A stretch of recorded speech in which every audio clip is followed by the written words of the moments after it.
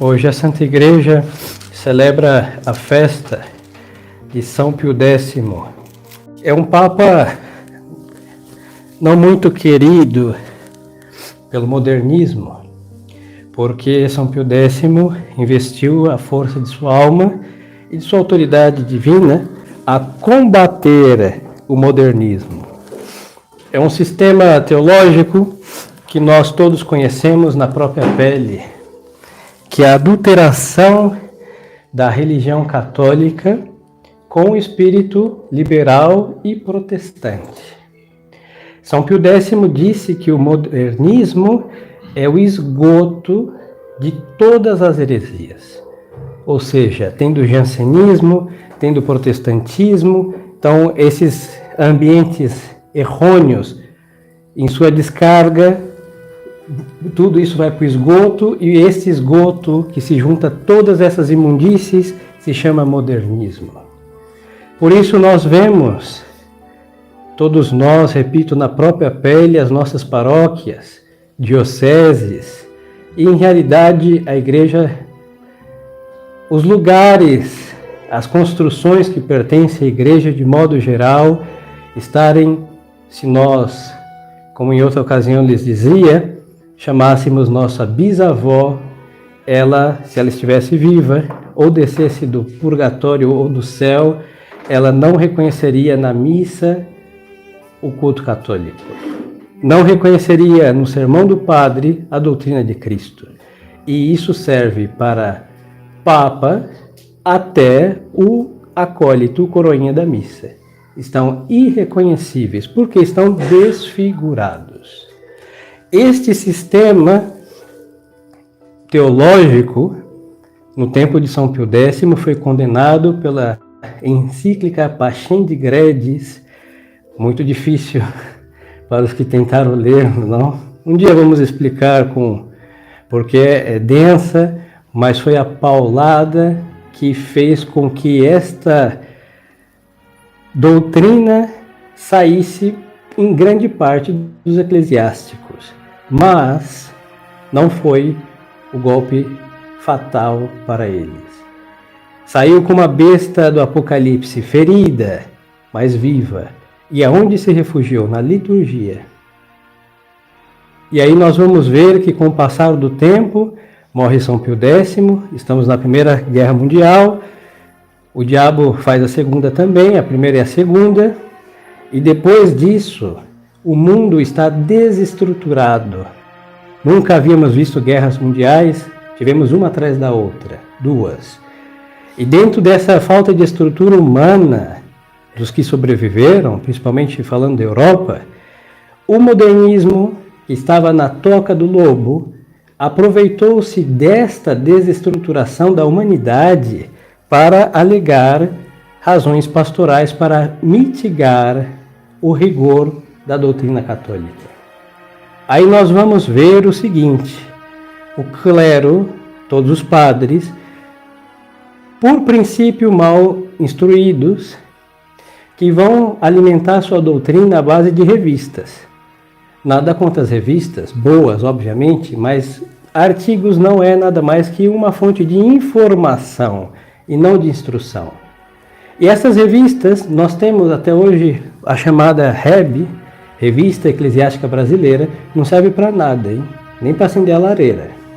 Estupidezes, grosserias ecumênicas, é uma estupidez tremenda.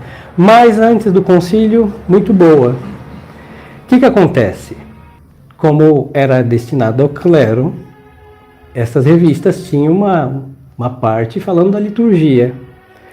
E então, o que estes modernistas que sequestraram toda a fonte de informação litúrgica mostravam? Que nos primeiros tempos se comungava em pé, que nos primeiros tempos alegam que comungavam na mão, que a Santa Missa, o altar, tinha forma de mesa e era voltado para os fiéis, e tudo isso foi a modo de mera instrução. O diabo nunca informa algo para tirar a verdade, hein? Toda informação vinda do inferno é para obscurecer a inteligência da verdade.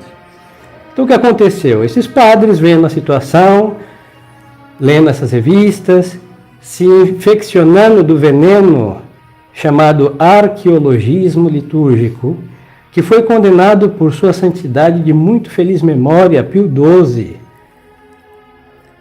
Eles começaram a escrever a Roma, alegando razões pastorais para diminuir o jejum eucarístico.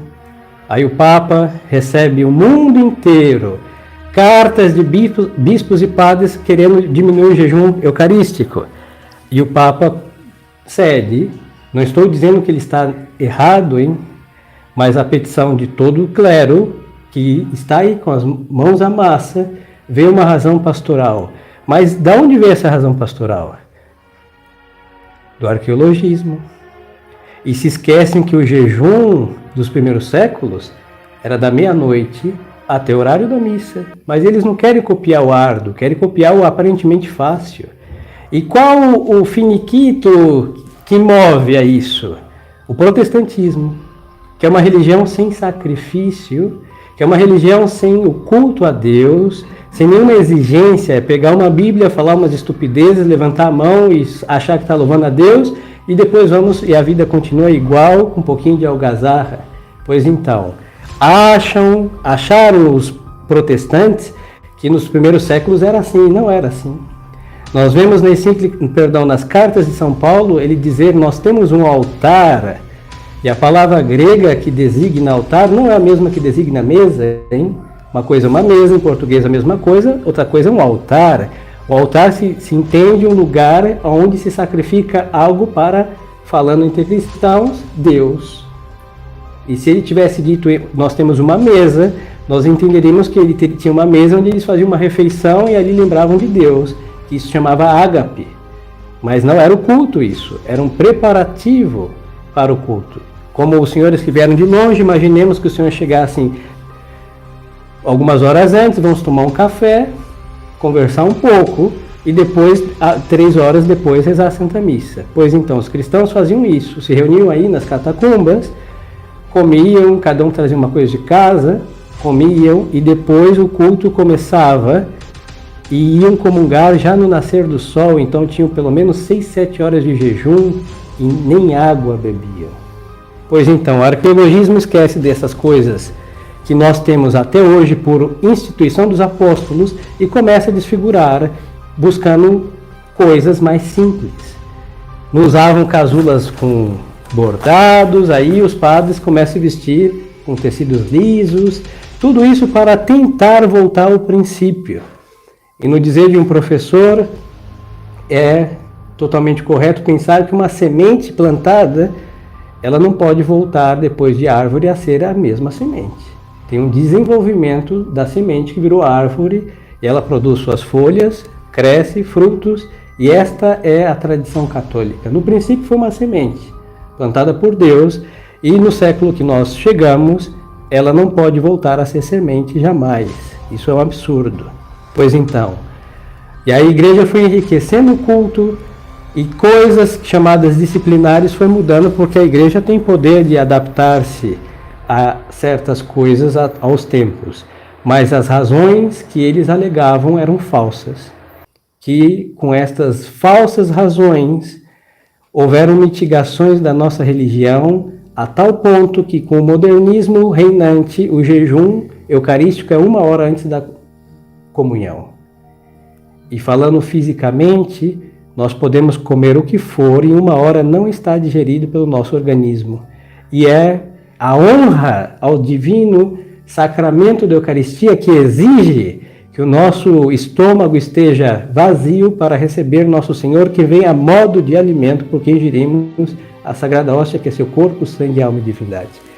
Pois então os senhores vão vendo que quando nós mitigamos a religião, nós vamos perdendo muitas coisas. E hoje, os padres não acreditam no Santíssimo Sacramento, as pessoas não se preparam para comungar, comungam como se fossem fazer de fato uma refeição qualquer.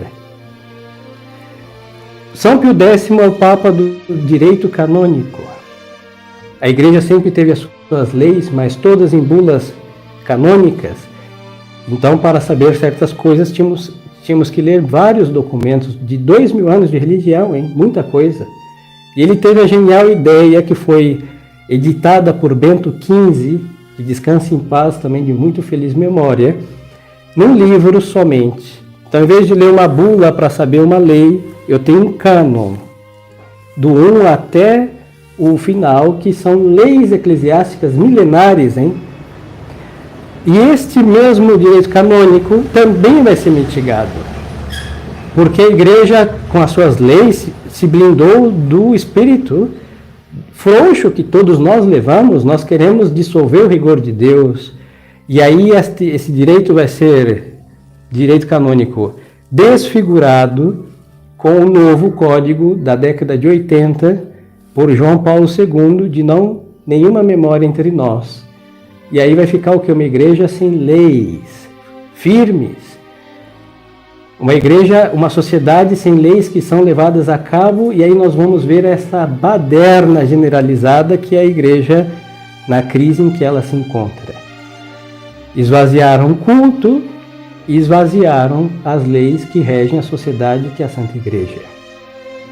Tinha coisas condenadas por estes cânones, como o ecumenismo, participar de um culto não católico, a pessoa era uma excomunicatio in sacris, e hoje tem o ecumenismo, e esses cânones que proibiam essas coisas não existem mais. Então nós vamos ver que pouco a pouco o modernismo infiltrado na liturgia desfigura o culto de Deus, depois desfigura as leis da Santa Igreja, e depois vai desfigurar tudo a tal ponto de ser algo irreconhecível por um católico, vamos chamar a nossa bisavó, entre nós, e se ela olhasse essas coisas, ela vai dizer: olha, meu filho, você me levou numa igreja protestante, não na igreja católica. Pois então, São Pio X foi um homem posto por Deus, já no princípio dos séculos, para impedir esta infiltração dentro da igreja, que estava sendo cozinhada pelo diabo há séculos, desde que o diabo suscitou Martim Lutero, hein? E aí isso tudo foi blindado por papas, falo aqui de papas de verdade, homens com bastante testosterona e com muita fé, que sem nenhum respeito a ninguém dos mortais, lutaram contra essa infiltração dentro da nossa religião. E São Pio X fez o que fez porque era um homem, Cristo na Terra, onde não dá para infiltrar as obras das trevas nas obras da luz.